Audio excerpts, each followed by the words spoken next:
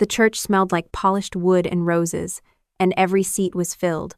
500 guests had been carefully split down the aisle on the left, polished suits and designer gowns, the business world that worshipped my sister, Victoria. On the right, uniforms, medals, straight-backed men and women I had served with for years. It wasn't subtle.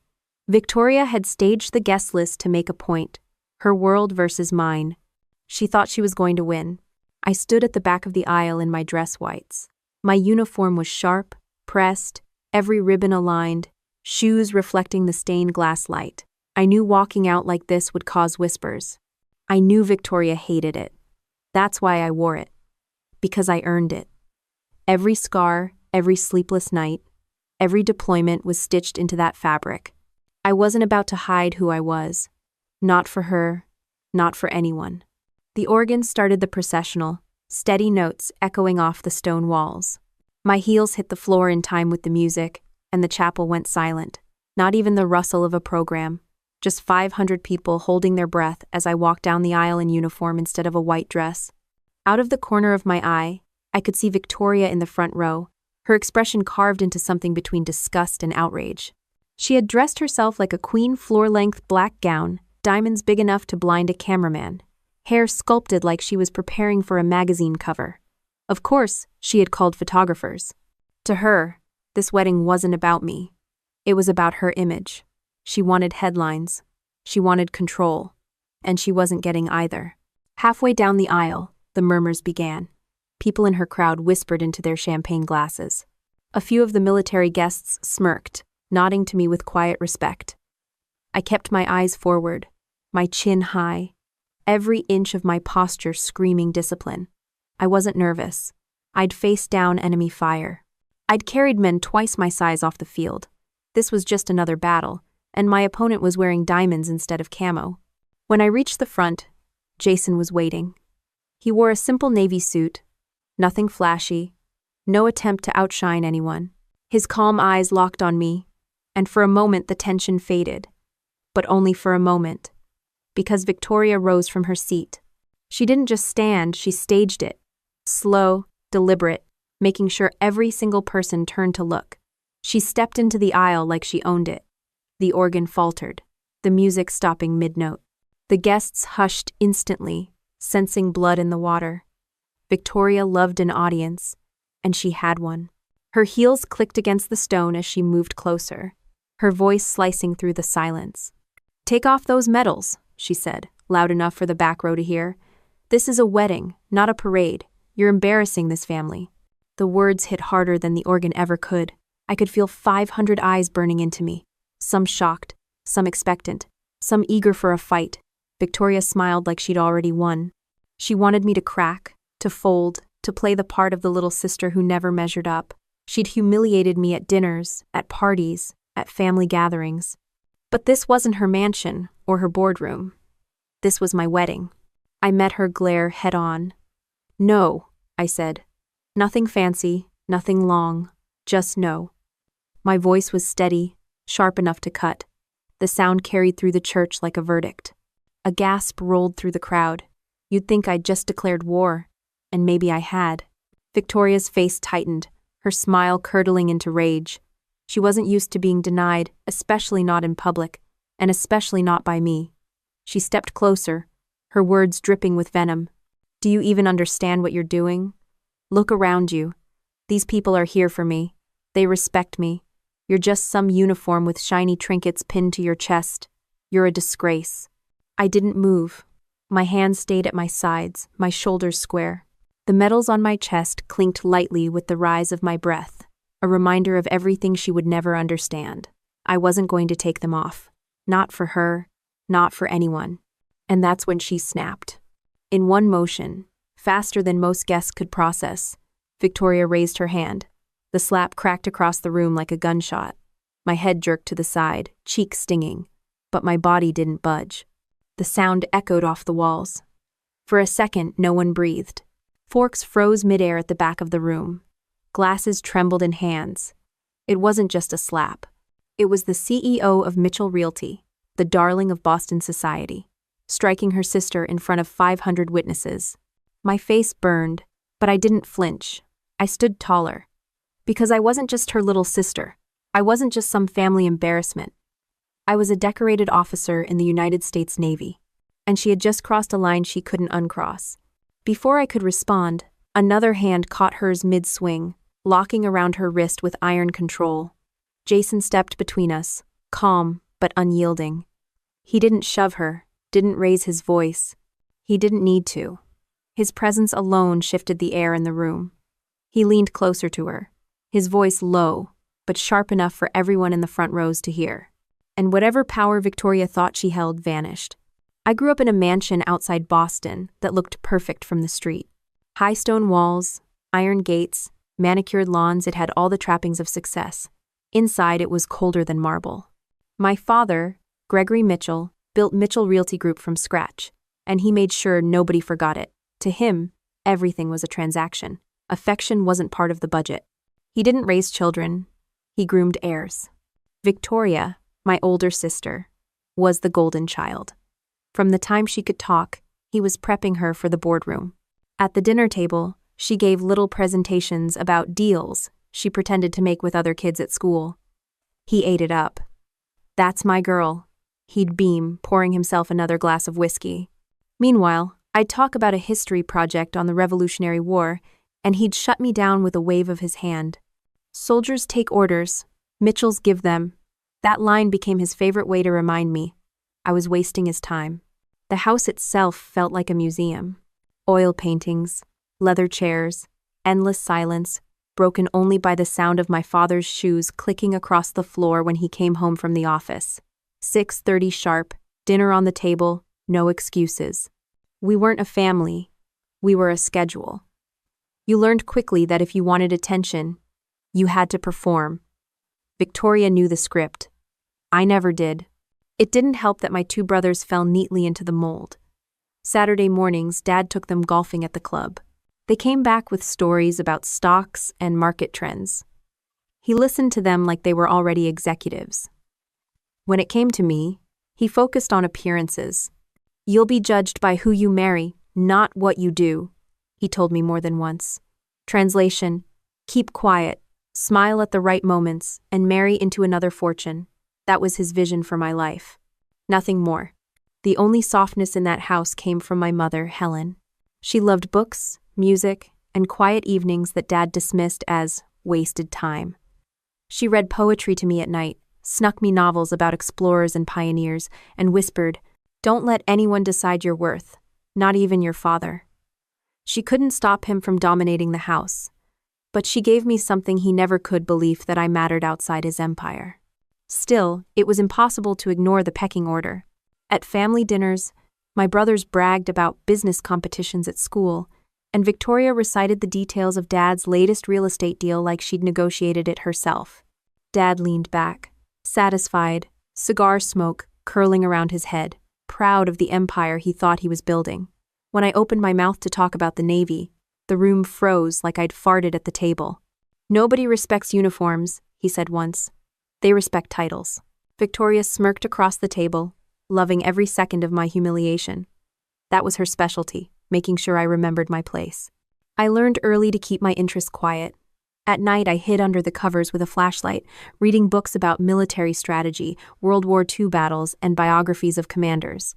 I wanted to understand what real leadership looked like, the kind that wasn't about controlling boardrooms but about carrying responsibility when it mattered most. It was the exact opposite of what my father worshipped, which only made me want it more. When I was 12, I asked if I could join the junior ROTC program at school. I thought maybe he'd be impressed that I wanted structure and discipline. I handed him the flyer at dinner, proud of myself. He didn't even glance at it. He just stabbed his steak and said, "Ridiculous. Marching around in cheap uniforms won't put food on the table." I tried to argue. It's about leadership, about service. He slammed his knife down, the sound cutting through the room. "Mitchells are saluted, we don't salute others." The silence that followed was suffocating. My brothers smirked, relieved it wasn't them in the crosshairs. My mother reached under the table and squeezed my hand. That was all the comfort I got. Moments like that piled up. By high school, the gap between me and the rest of the family felt like a canyon. Victoria strutted through the house in designer clothes, already planning her MBA. My brother's obsessed over internships and hedge funds. And me? I lingered at the edge of the football field, watching ROTC kids drill in unison, boots hitting pavement in sharp rhythm. They looked like they belonged to something real. I wanted that. The mansion was full of power, but it was empty of respect. If you failed to fit the blueprint, you were invisible, and I was invisible most of the time. Unless, of course, I embarrassed them by talking about the military. Then I became the family joke. Victoria loved to twist the knife. So, what branch are you thinking? She'd sneer. Navy? Army? Maybe you can be the one polishing boots while the real players make money. She said it with a smile that matched Dad's approval. To them, I was entertainment. The worst part was how much Dad believed his own myth. He strutted around the house like a general returning from campaign, keys hitting the marble table, tie knotted with military precision, shoes polished until you could see yourself in them. He thought he was the model of discipline, but his discipline only applied to others. For himself, there were cigars, bourbon, and control. Always control. If you followed his script, you were rewarded. If you didn't, you were ignored or worse. And yet, even in that suffocating house, the thought never left me. I was going to find a way out. Not just out of the mansion, but out of his grip. One night, after another round of insults at the dinner table, I lay awake staring at the ceiling. I remembered his words. Soldiers take orders, Mitchells give them. He thought it was a slam dunk, the kind of line that ended an argument, but to me, it sounded like a challenge. I whispered to myself, we'll see about that. I didn't stop thinking about the ROTC kids drilling on the football field. Their boots hit the ground in perfect rhythm, and I could feel something in my chest tighten every time I watched them. They had a purpose. They had discipline. They had each other. At home, I had Victoria calling me useless and a father who treated me like a failed stock investment. So I started sneaking into the school library, pulling every book I could find about the Navy. I read about naval battles in the Pacific, supply chains that kept entire fleets alive, and commanders who had to make life or death calls in seconds. That was the kind of life I wanted. Not real estate contracts and golf swings. Mom noticed first. She found me at the kitchen table one night, scribbling notes from a dog-eared library book about the Battle of Midway. She didn't scold me. She just poured herself tea and said, "Your father will never understand this, but I do." She started sliding me brochures for service academies, slipping them between my textbooks, always quiet, always careful. She was the only one who believed me when I said I wanted to wear the uniform. She knew it wasn't a phase, it was a decision. I signed up for junior ROTC without telling anyone. I figured if Dad found out, he'd shut it down before I even got started. The first morning I showed up in that uniform, it wasn't much cheap fabric, stiff collar, shoes that pinched but it felt like armor. For once, I wasn't invisible. The instructors didn't care about my last name or how much money my family had. They cared if I showed up on time, if I marched in step, if I followed through. I did, and I loved every second of it. Of course, secrecy never lasts in a house like mine. One evening, Dad came home earlier than usual. I had laid my uniform out on the bed, ironing it with more care than I'd ever given anything else. He walked in without knocking, saw the pressed shirt, and laughed. Not a warm laugh, a sharp, cutting one. "Don't waste your time on that nonsense," he said. "Soldiers take orders. CEOs give them." Same line, different night. I tried to hold my ground. "It teaches discipline. Leadership." He shook his head, still smiling that cruel smile. "It teaches you to be beneath people. And you're not beneath anyone, except you keep acting like you are." The argument went nowhere. He stormed out, muttering about how I was embarrassing him. Victoria caught the whole thing from the hallway. She leaned against the wall, smirking, and said, "You'll grow out of it, or you'll wash out. Either way, Dad's right. You don't belong there." I wanted to snap back, but I didn't. I just went back to ironing, pressing out the wrinkles like I could press out the doubt. The truth was, I did belong there. Every drill, every inspection, every push-up pushed me closer to who I wanted to be. I stopped caring about being the invisible Mitchell. In JROTC, nobody cared about my last name. They cared that I could lead a squad without losing cadence. They cared that I showed up when it was pouring rain and when it was freezing cold. I was finally being measured by effort, not pedigree. Mom kept backing me quietly. When brochures for the Naval Academy started arriving in the mail, she tucked them under my pillow. She knew Dad would throw them away if he found them. One evening, she sat beside me and said, "He will never approve, but you don't need his approval." I didn't answer, but I knew she was right. Approval was never coming. Respect, maybe, but only if I carved it out myself. By my junior year of high school, I was spending more time with the ROTC program than with my family. Drill practice, competitions, weekend training, I was there for all of it. And every time I put on that uniform, I felt like I was pulling farther away from the marble halls and crystal chandeliers of the mansion.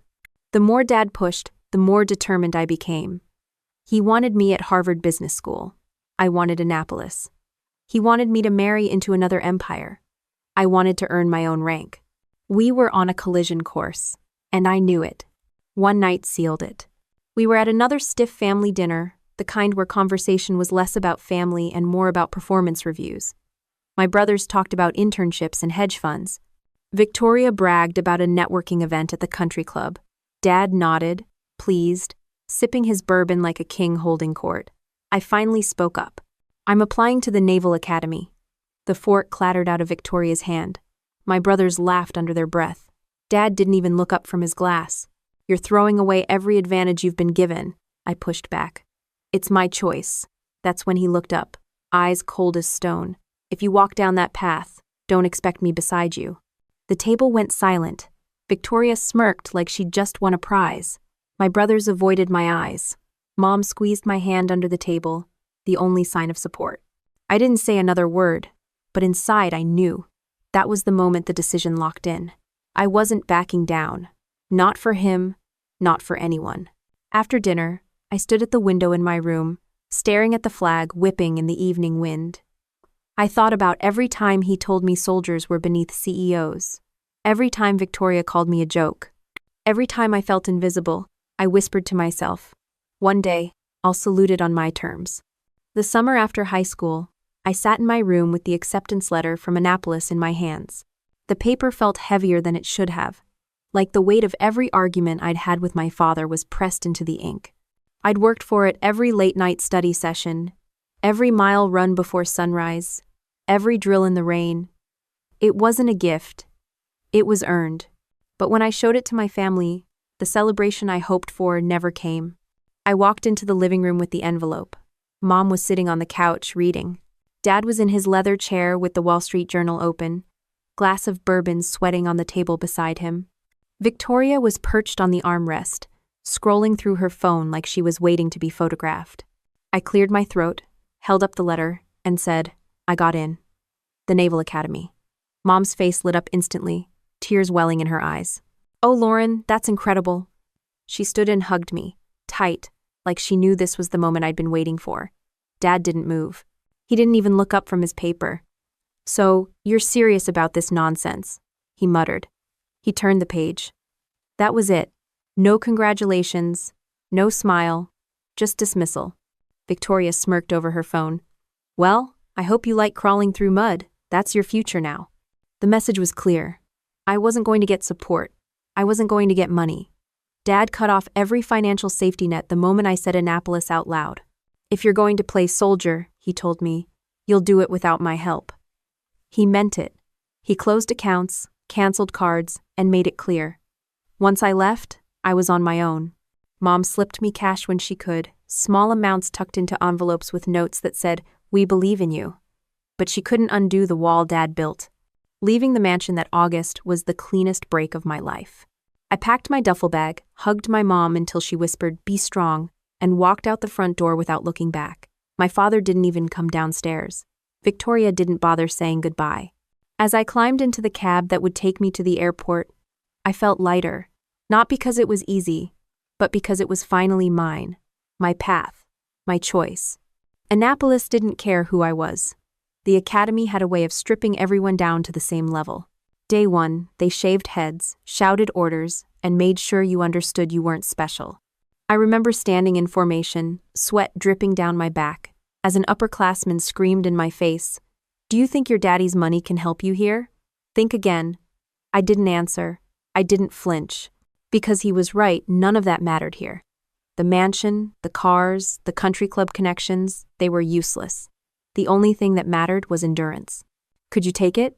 Could you last? I could. The days blurred into a grind. Up before dawn, running until my lungs burned, push-ups until my arms gave out, inspections so strict a single wrinkle in your uniform could cost you hours of extra drills. A lot of people broke. Some quit. I didn't. Every insult, every order, every punishing drill was fuel. Every time I wanted to quit, I saw Victoria's smirk in my head, heard my father's voice saying, "Soldiers take orders." I kept going out of spite as much as out of pride. By the end of the first year, I started to find my rhythm. I learned to shine my shoes until they looked like glass, to eat in under 5 minutes, to operate on 4 hours of sleep. I learned that leadership wasn't about barking the loudest orders, but about knowing when to shut up and when to step forward. Slowly, people started looking to me during drills, waiting for my signal. Respect came, not because of my last name, but because I showed up every damn day. I still tried to share it with my family.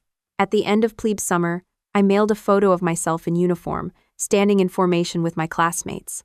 Weeks later, I got an envelope back. Inside wasn't a note of congratulations.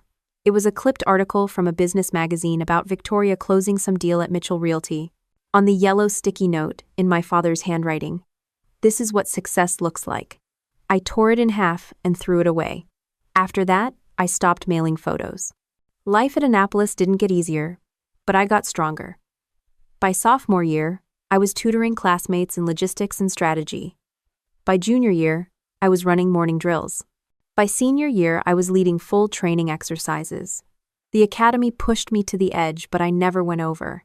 And every time I thought I couldn't take another step, I pictured my father's disappointment, Victoria's laughter. That was enough to keep me moving. Graduation came fast. I stood in my dress whites, cap tucked under my arm, as the band played and the crowd cheered.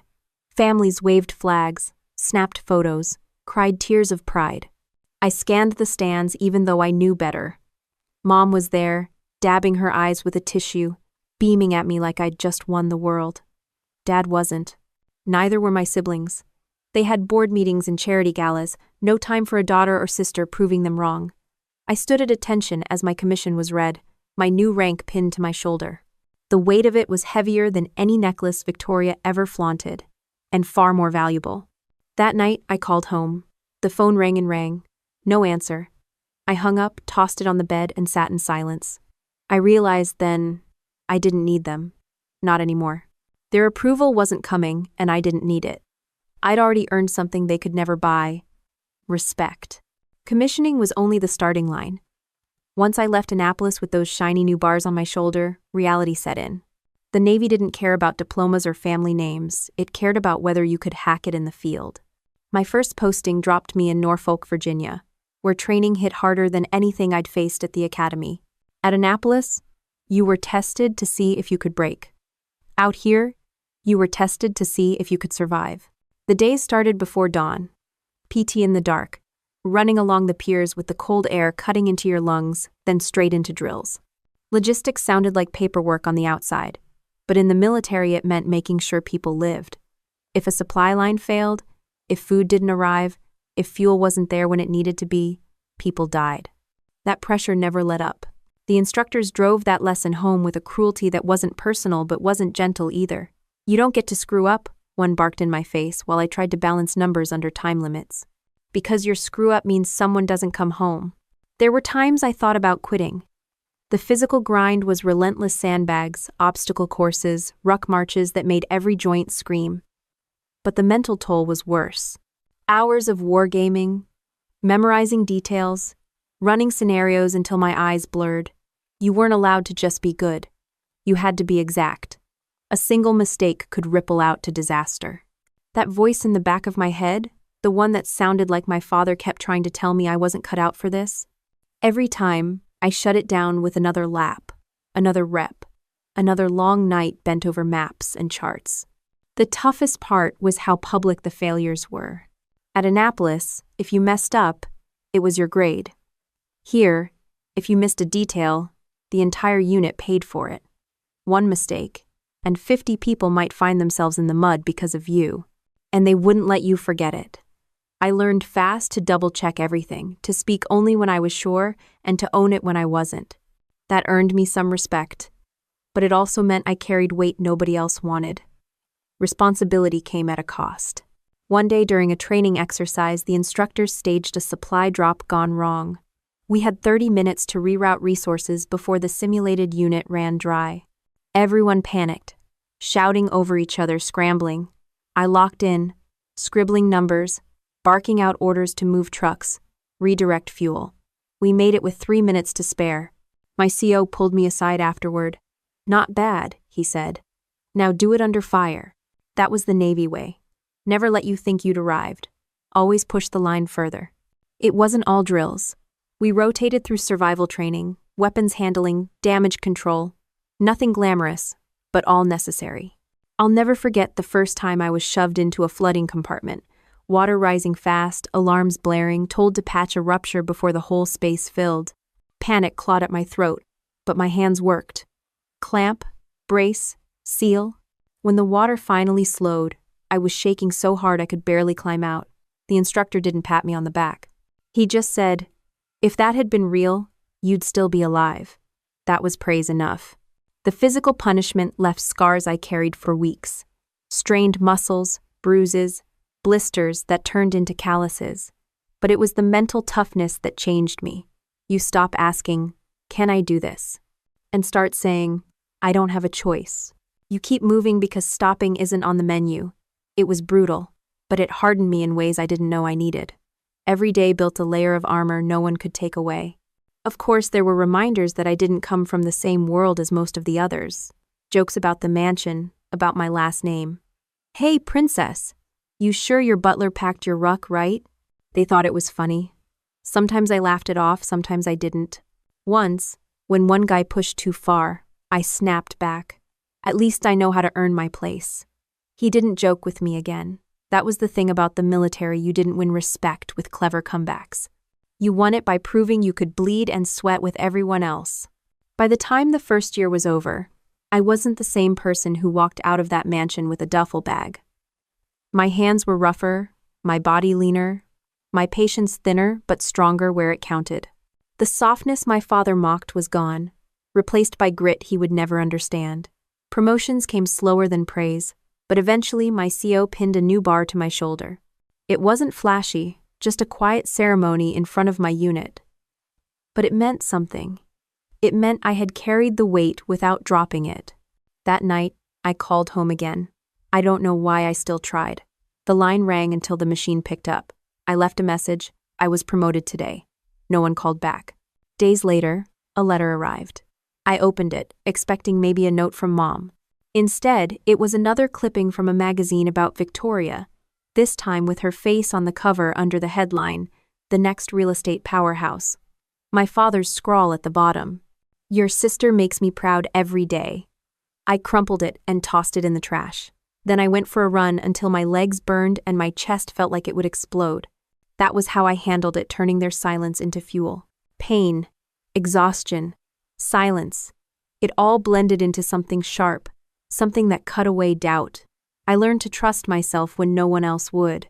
I learned that medals weren't decorations, they were receipts, proof you'd paid the cost. And I decided I would keep paying it.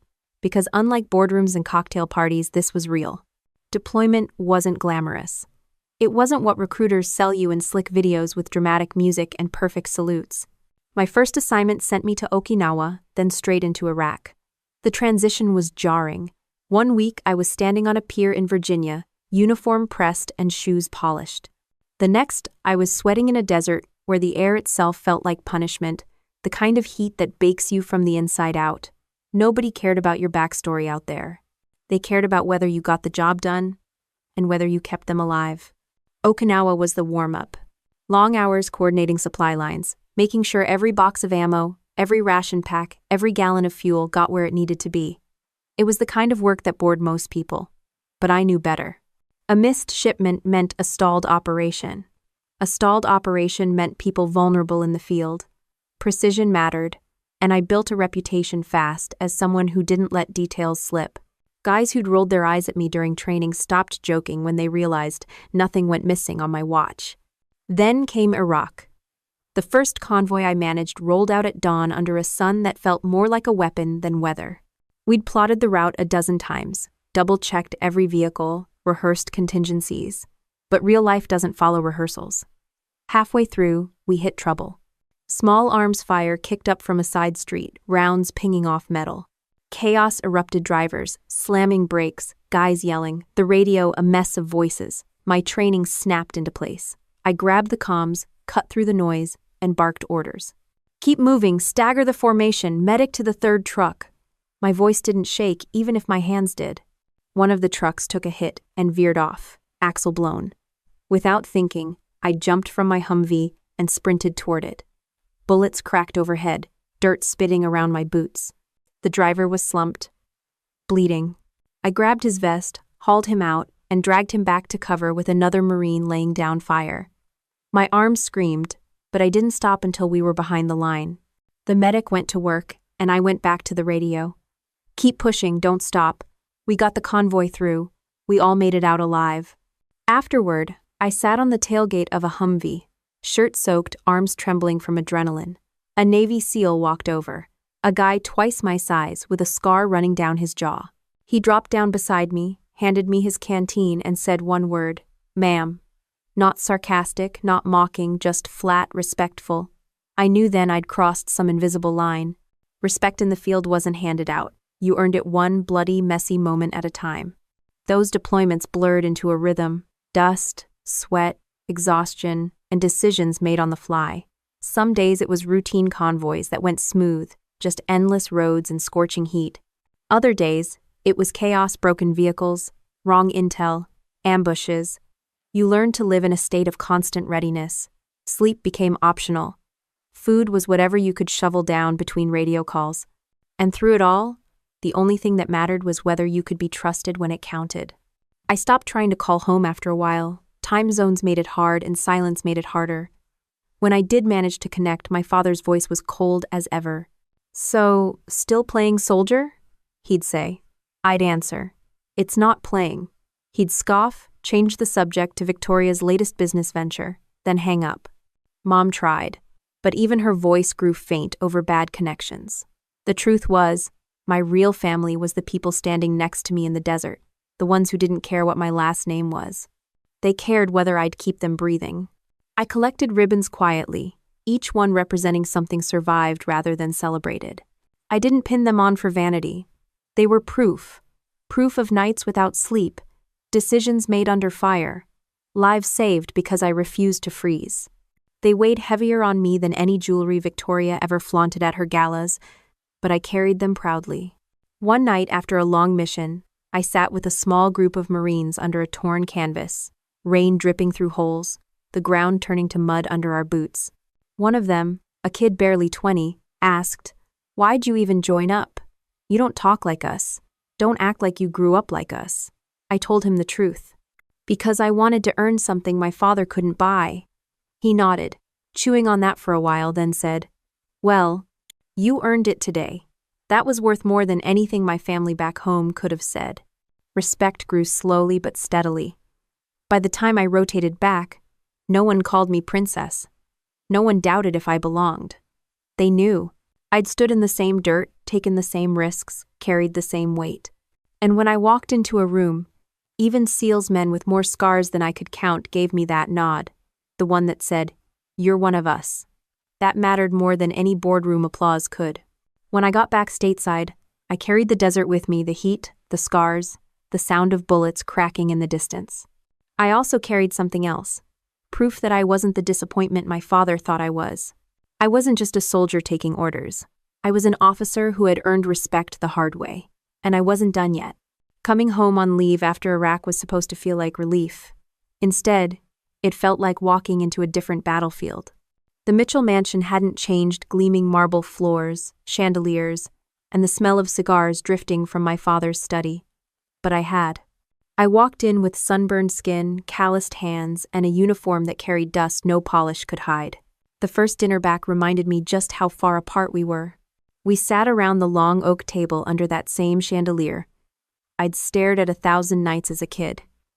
Dad at the head, glass of bourbon in hand. Victoria across from me, dressed in some designer outfit that probably cost more than my car. My brothers were there too, already sliding into the roles Dad had carved for them, talking numbers, market trends, and mergers. I barely recognized the conversation. It was like they were speaking a language that no longer applied to my world. When Dad turned to me, it wasn't with pride or even curiosity. "So," he said, swirling the bourbon, "still playing soldier?" I kept my voice calm. "It's not playing," he smirked. "Medals don't pay mortgages," Victoria chimed in without missing a beat. "She's right, Dad. Newspapers forget ribbons. My deals live forever." The table laughed. I didn't. I just cut into my food and kept my posture straight, the same way I'd done under fire. Mom tried to steer things, asking about where I'd been, what it was like. But every time I started to answer, Dad waved me off. "We don't need the war stories at dinner." That stung more than I let show. I'd risk my life in places he couldn't find on a map, but in that room, it meant nothing. What mattered was the latest real estate deal or how Victoria had charmed some investor over cocktails. After dinner, Dad pulled me aside into his study. The walls lined with books he never read, trophies from charity golf tournaments, the whole place reeking of power and money. He poured another drink and leaned back. "You've made your point," he said. "You wanted to prove you could play tough. Fine. Now it's time to think about the family. Come back, join the company. Enough of this uniform nonsense." I stared at him. "I'm not done." His eyes narrowed. "You're wasting your life." I shook my head. "No, I'm building one." He didn't argue further. He didn't have to. The silence said everything. The gap grew wider every visit. I'd show up with new ribbons, new scars, new stories of lives saved. They'd show me magazine covers of Victoria, headlines about expansions, spreads about record profits. Dad would slide them across the table like proof of her superiority. He never once asked what my ribbons meant. He never wanted to know. To him, success was measured in square footage and dollar signs, not in blood or survival. At a family party, surrounded by business associates and socialites, Victoria took the stage to give a toast. She raised her glass, smiled that perfect smile, and said, "Some people collect medals. Some of us build empires. I know which one matters." The room laughed politely, clinking glasses. My jaw tightened, but I didn't flinch. I wasn't about to give her the satisfaction. When she stepped down, she leaned in and whispered, "One day you'll realize no one remembers the soldier. They only remember the CEO." I looked her dead in the eye. "We'll see." Outside of that house, things were different. When I walked onto a base, men and women snapped to attention. SEALs, Marines, sailors, they knew me, respected me. They trusted me with their lives. That was the family I chose. The mansion was blood, but the Navy was loyalty. And loyalty, unlike blood, had to be earned. Mom was the only bridge left. She called when she could, asked questions Dad never bothered with, sent letters full of encouragement. "Keep choosing what's true," she'd write in her careful script. But even she couldn't close the divide. Every time she tried to smooth things over, Dad would bulldoze the conversation. "She'll come around eventually," he'd say, like I was just going through a rebellious phase. He never understood that I wasn't rebelling, I was living. The worst part was the way they dismissed the cost. They never saw the sleepless nights, the shrapnel scars, the friends buried with folded flags. To them, my service was a hobby, an embarrassing detour from the path laid out for me. To me, it was everything. Every salute, every ribbon, every nod from a SEAL who'd seen me under pressure that was worth more than all the mansions in Boston. On one visit, I walked into the mansion with a newspaper in my hand. The front page featured a photo of me receiving a commendation after a deployment. I set it on the table in front of Dad. He glanced at it once, then pushed it aside. "Victoria just closed a deal in Chicago," he said. "Now that's news." I picked up the paper and folded it neatly. "No," I said. "That's history." He didn't answer. He didn't have to. His silence had become the language of our divide. Each trip home was shorter than the last. I'd show up, endure the jabs and dismissals, hug Mom, then leave. The longer I stayed, the more suffocating it felt. By the time I drove back to base, the relief was almost overwhelming. I belonged where respect was earned, not where it was denied. And every mile between me and that mansion felt like another mile closer to the life I wanted. The distance between us wasn't measured in miles, though. It was measured in values. Dad and Victoria believed in power, appearances, and control. I believed in honor, sacrifice, and truth. There was no middle ground. And the more I lived my life, the clearer it became. I wasn't going back. I met Jason Reed in Norfolk, though met doesn't really capture it. It was less a polite introduction and more a collision between two careers that had been circling each other. I was overseeing logistics for a joint training exercise, making sure a convoy had what it needed before moving out. He was there with his SEAL team, broad-shouldered, quiet, the kind of presence that didn't need to announce itself. We crossed paths over a supply manifest. He pointed at a line item I'd already fixed and said, "This one's wrong." I raised an eyebrow. "Check again." He did. I was right. He smiled a little, not embarrassed, just amused. "Guess I'll keep my mouth shut next time." I didn't smile back, but I remembered the way he said it light, not defensive. The respect didn't come overnight. SEALs weren't quick to trust outsiders, especially officers who hadn't bled with them yet. But respect is earned the same way everywhere, by showing up and not screwing up. During one operation, intel shifted fast, and the whole plan threatened to unravel. I had to make a call, reroute supplies, adjust timing, gamble that my numbers would hold. Jason's team was depending on it. When they rolled back hours later, dusty, sweating, but alive, he sought me out. "Your call saved us a mess," he said simply. No speeches, no ceremony. Just the acknowledgement of someone who understood what it meant to stake lives on decisions. From then on, we started seeing more of each other. Not dates at first briefings, exercises, the endless churn of military schedules. He had a way of cutting through the noise without raising his voice. While other officers filled the air with jargon, Jason just listened, then spoke a few words that clarified everything. I respected that. More than that, I liked it. Our first real off-duty conversation happened at a base gym.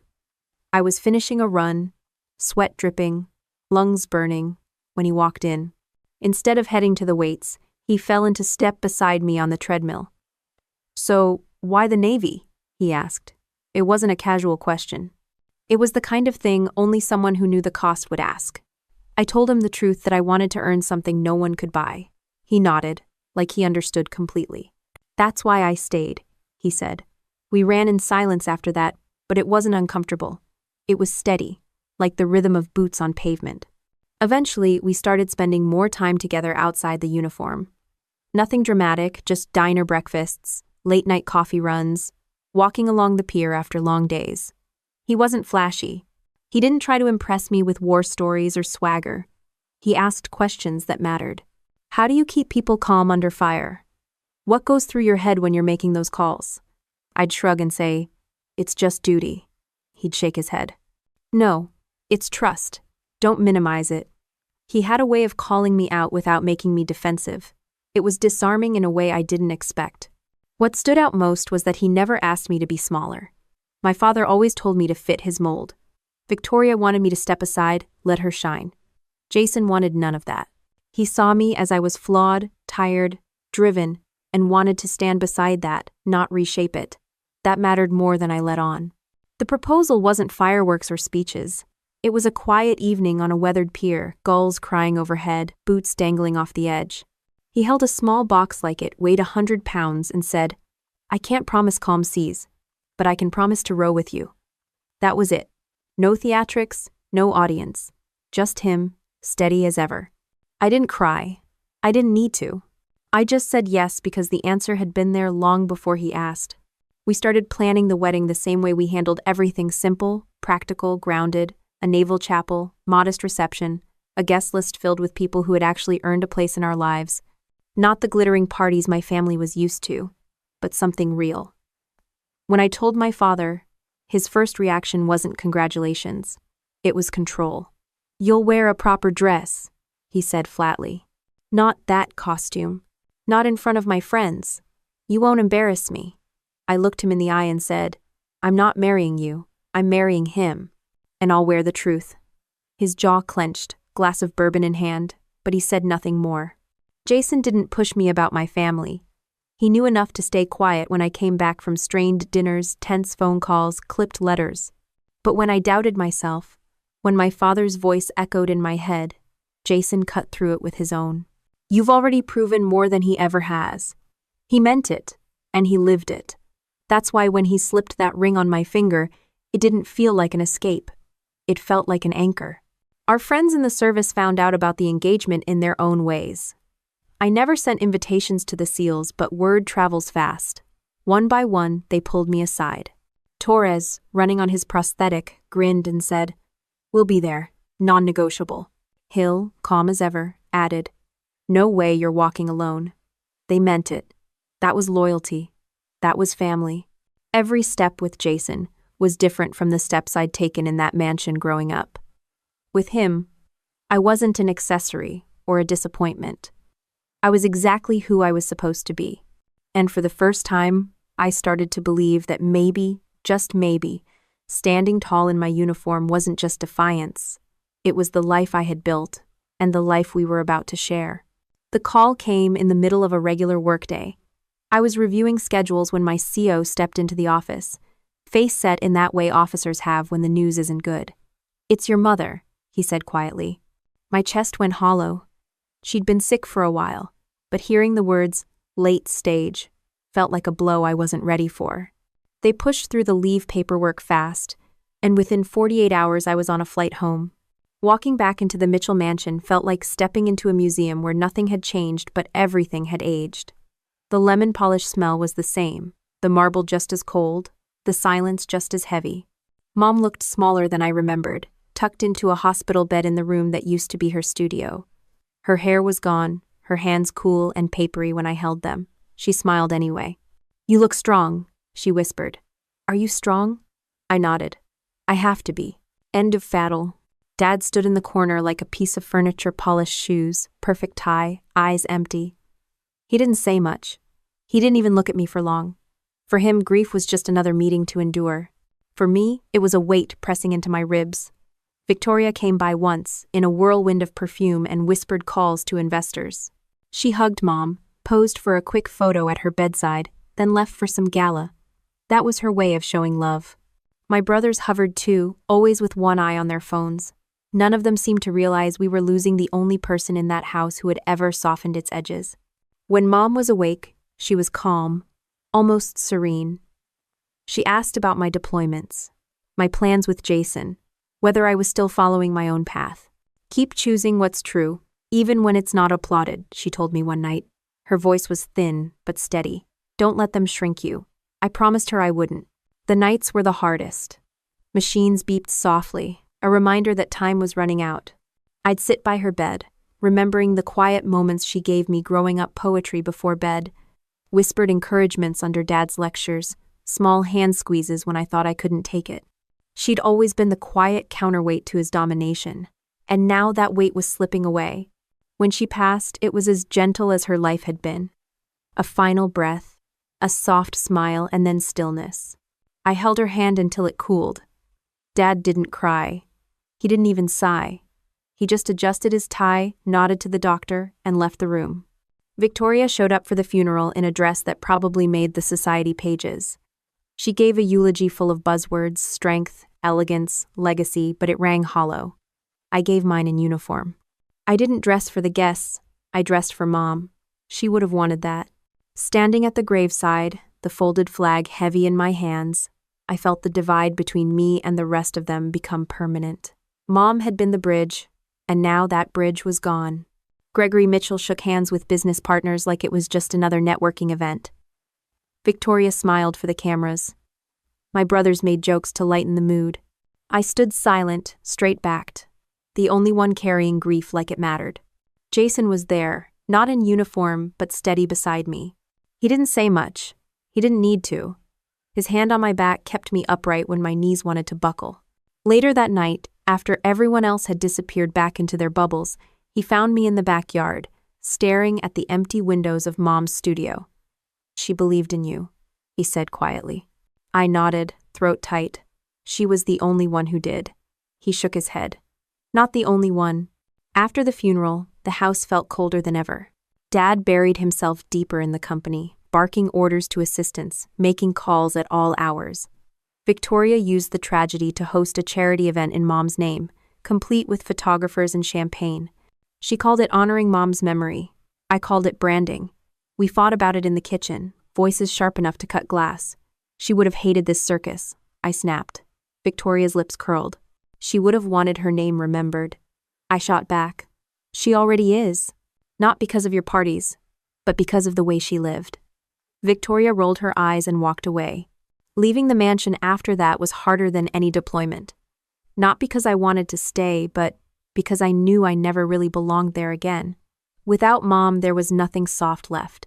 Just marble, money, and expectations I refused to carry. Jason drove me back to base. We rode in silence most of the way, but before we got out, he reached over and took my hand. "You don't need their approval," he said. "You never did." I squeezed his hand back, holding on to that truth. Mom's death hardened something in me. I'd always fought to prove myself, to earn respect in a world that dismissed me. Now I fought to honor her words, to keep choosing what was true. She was gone, but her voice stayed with me, steady as ever, reminding me not to shrink. And if my family couldn't see it, that was their loss. I wasn't going to bend for them anymore. Time didn't slow down after Mom's funeral. If anything, it sped up. The Navy had a way of keeping you too busy to wallow. Orders came fast, new assignments, new responsibilities, and a new rank that carried weight I felt every day. I pinned on 05 Commander, after years of grinding it out in deserts, seas, and cramped bases where respect was measured by results, not family names. The ceremony itself wasn't glamorous. No parade, no spotlight. Just my CO, a handful of peers, and the words that changed everything. "You are now promoted to the rank of Commander." When the insignia pressed into my shoulder, I stood straighter. The pride didn't come from the promotion itself, but from knowing I'd earned it. Every scar, every sleepless night, every moment I'd carried responsibility that could have broken me, it all led to that moment. News spread, not because I shouted it, but because others did. A few weeks later, a journalist asked to profile me. "Commander Mitchell," the headline read, "leading with grit and discipline." The article talked about deployments, commendations, even quoted SEALs who called me steady under fire. I didn't ask for the attention, but I couldn't deny it felt good to see the work recognized. Of course, the article ended up in my family's hands. At the next gathering, Dad barely mentioned it. He shoved the paper aside like it was filler between real news. "Medals don't pay mortgages," he muttered again, as if rehearsing the same tired line. Victoria was sharper. She smirked across the table. "Cute article. But let's be real. In a year, people will forget it. My name's on buildings. That's forever." I didn't bite. I just sipped my water and let her believe her reflection in the glass mattered more than the truth I carried. The divide between us was now more public. Colleagues, neighbors, even strangers treated me differently. I'd walk through airports in uniform, and people would stop to say thank you. A child once saluted me awkwardly, his father standing proud behind him. Those moments reminded me that what I was doing mattered in ways my family's empire never could. Respect wasn't bought. It was given freely by people who understood sacrifice. Back at work, the responsibilities piled up. I wasn't just running supply lines anymore, I was shaping policy, overseeing missions, making decisions that affected hundreds at a time. The pressure was heavier, but so was the pride. Younger officers started looking to me for guidance, not because I was perfect, but because I'd survived enough to know what not to do. I made time for them, even when schedules were brutal. I remembered what it felt like to stand on the edge of quitting, wondering if you belonged. I wanted them to know they did. Jason stood with me through it all. He never cared about headlines or rank, though he teased me once, saying, "Guess I'm marrying up." I laughed harder than I had in weeks. What mattered was that he saw me the same way he always had, as someone worth standing beside.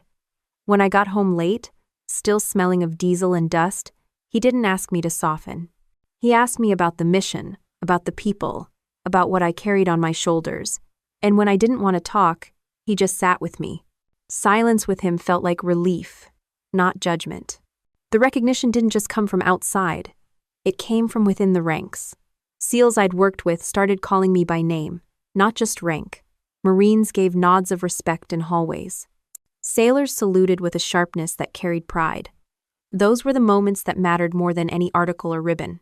They were proof that I'd built something real, something my family couldn't dismiss no matter how hard they tried. But they still tried. At one family dinner, Dad laid a glossy magazine on the table featuring Victoria on the cover. "This is what legacy looks like," he said, as if to erase everything else. I stared at the photo, then at him. "Legacy isn't built on square footage," I said evenly. "It's built on what people remember when you're gone." His jaw tightened, but he didn't argue. Maybe because deep down he knew I was right. Even my brothers, usually silent shadows at the table, started shifting uncomfortably when the digs at me came. One of them, after dinner, caught me in the hall. "For what it's worth," he said, eyes on the floor, "what you do matters more than this." He gestured vaguely toward the dining room, where Dad and Victoria were still laughing over their empire. It wasn't much, but it was something. Proof that not everyone in that house was blind. Recognition grew, but it never softened me. I didn't let the headlines or promotions dull the edge I'd fought so hard to sharpen. I knew better than to think respect was permanent. You had to earn it every day, every mission, every decision. That was the lesson the Navy had drilled into me, and it was one I carried with pride. When Jason and I started finalizing wedding plans, the clash with my family became inevitable. I wanted the ceremony simple, honest, grounded in truth. My father wanted optics, spectacle, another excuse to parade his influence. Victoria saw it as a stage to flaunt herself. They didn't get it. They never would. This wasn't about them. It was about us, about the life Jason and I had built, and the people who had earned the right to stand with us. The more they pushed, the clearer it became. This wasn't just a wedding. It was a showdown. A collision between two worlds that had never truly met on equal ground. And for the first time, I wasn't bracing for their judgment. I was ready for it. The chapel in Boston was chosen months earlier. Not because it was grand, but because it was simple, honest, and carried the weight of history in its worn pews and stained glass. Jason and I agreed no circus, no theatrics, just vows, uniforms, and the people who mattered. But Victoria had other plans. She took control of the guest list under the guise of helping, and before I knew it, 500 names filled the roster. Half were CEOs, bankers, and investors from her world. The other half were military, people who had bled, trained, and stood beside me. Two worlds crammed under one roof, separated by an aisle wider than it looked. The morning of the wedding was crisp, the air sharp enough to wake you without coffee. I ironed my dress whites myself, each crease deliberate, every ribbon aligned. Jason put on his suit without fuss, calm as always. Before we left, I slipped my mother's note, "Keep choosing what's true," into my pocket. It was the only blessing I needed. Inside the chapel, the tension was palpable. On the left, my family's side, rows of tailored suits, sparkling gowns, whispers about mergers and market predictions. On the right, rows of uniforms, SEALs, Marines, sailors, men and women who'd seen things those suits couldn't imagine. Their silence wasn't judgmental. It was steady, respectful, watchful. When the music started, I walked down the aisle, each step a declaration. My medals caught the light from the stained glass, gleaming brighter than the jewelry dripping off half the guests on Victoria's side. Jason stood at the altar, steady as ever, his eyes fixed on me. Not the medals, not the spectacle, just me. That steadied me more than anything else. Then came the interruption. Halfway down the aisle, my father rose from the front row, slow and deliberate, making sure all 500 guests turned to watch. His tuxedo was sharp, his posture rigid, his jaw tight. He stepped into the aisle, blocking my path. The organ faltered, the notes cutting off mid-bar. A murmur rippled through the crowd. He looked me up and down, eyes narrowing at the medals on my chest. "Take off those silly medals," he commanded, his voice booming enough to carry across the chapel. The words dropped like stones in water, rippling through the room. You could feel the shift, the military side bristling, the business side waiting to see if I'd obey. I stopped, straightened my spine, and met his eyes. No, just one word, steady, flat, unshaken. The silence that followed was heavier than any gunfire I'd ever heard. My father's face twisted with disdain, and then his hand came up fast. The slap cracked through the chapel, echoing off stained glass. My head snapped to the side, cheek burning, but my stance never faltered. Gasps erupted. Someone dropped a glass in the back, but no one moved. For a moment, everything froze, the sound, the air, the weight of 500 eyes on us. Then Jason stepped forward. He moved calm, not rushed, as if he'd been expecting this. His hand shot out, gripping my father's wrist in an iron hold. Not violent, not reckless, just firm, unyielding. He leaned in close, voice low but sharp enough to cut through the silence. "You didn't just insult my fiancé, you mocked every man and woman who bled for this country." His words landed harder than the slap. The shift was immediate.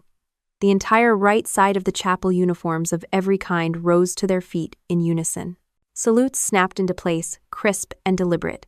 Even some civilians, awkward but sincere, followed their lead. The business side faltered, unsure, caught between loyalty to money and the undeniable truth of sacrifice. My father's face drained of color. He looked small, cornered, like a man who realized too late that his power didn't apply here. Victoria tried to stand, tried to smooth it over with a forced laugh, but no one listened. The authority had shifted, and everyone knew it. My father, who'd built his empire on commanding rooms, had lost control in front of 500 people. Jason released his wrists slowly, like setting down something fragile or broken. My father stumbled back a step, clutching his arm, his eyes darting as the silence turned into collective judgment. I stood taller, the sting on my cheek burning less than the pride rising in my chest. My medals weren't silly. They weren't decorations. They were proof of deserts crossed, lives saved, sacrifices made, proof of every night I'd carried weight my family never acknowledged. And in that moment, the proof mattered more than any empire of glass and steel. From the front row, Torres' prosthetic leg tapping the floor broke the silence with 3 words. "Commander on deck." The response was instant. Every service member in the room snapped to attention, saluting with precision that shook the air. The civilians followed with silence, the kind that carried respect instead of pity.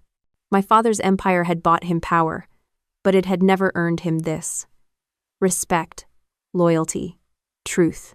Standing in that aisle, cheek still red, I realized I didn't need his approval. I never had. What I had built couldn't be bought or mocked away. The chaplain, voice unsteady at first, finally cleared his throat. "Shall we continue?" The room stayed on its feet, the tension still thick, but Jason's hand brushed mine lightly. I nodded once. Yes, we would continue, because nothing my father did could stop it now. The chapel didn't return to normal after that slap. It couldn't. My father had exposed himself in front of everyone, and Jason's words had stripped away the last layer of his control. 500 people had witnessed it, and 500 people had already decided where their respect belonged. The chaplain's voice steadied as he moved through the vows. Jason's hands were firm in mine, his eyes locked on me as though nothing else in the world existed. When he said, "I do," it wasn't loud or theatrical. It was calm, certain, unshakable.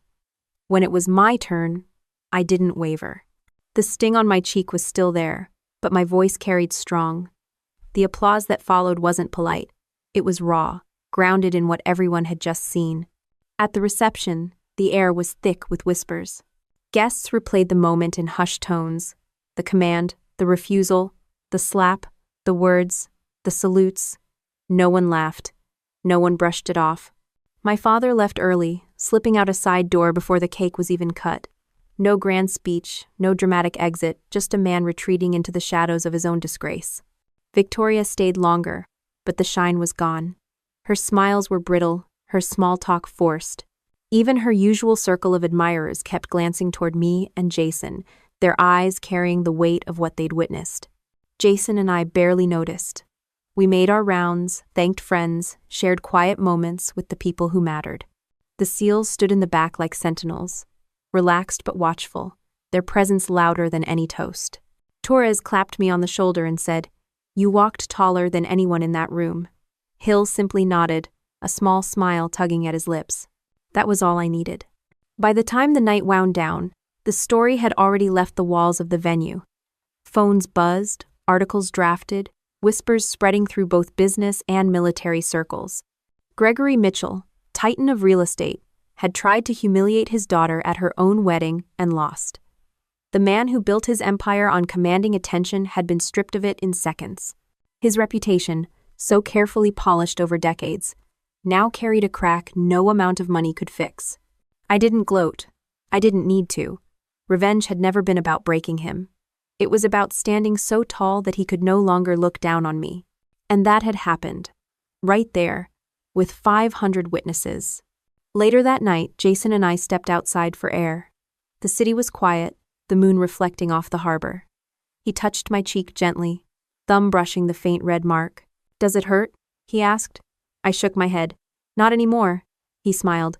"Good, because what people will remember isn't the slap, it's how you stood." He was right. People would forget the sting of that moment, but they wouldn't forget the sight of a daughter refusing to bow, of a commander standing taller than her father's empire. That was the kind of memory that didn't fade. In the days that followed, the fallout hit fast. Dad retreated from the public eye, stepping back from the company he'd once controlled with an iron grip. Victoria's standing in Boston's social circles wavered. The whispers at galas weren't about her latest deal, but about how she'd sat in silence while her sister was struck. For people obsessed with appearances, silence was as damning as action. As for me, I didn't need to say a word. Articles spoke for themselves. Photos of Jason's grip on my father's wrist circulated everywhere, paired with headlines about loyalty, respect, and the weight of service. For the first time, the public narrative wasn't about Mitchell Realty, it was about the daughter they'd dismissed. The officer, the woman who stood her ground. But the real victory wasn't in the papers or the whispers. It was in the understanding that I no longer needed their approval. Not my father's, not Victoria's, not anyone's. I had my own life, my own family, my own respect. It had been earned through sacrifice, loyalty, and truth. And no empire of glass and steel could compete with that. That night, as Jason and I finally sat down, exhausted but content, I thought about Mom. I could still hear her voice. Keep choosing what's true. I had.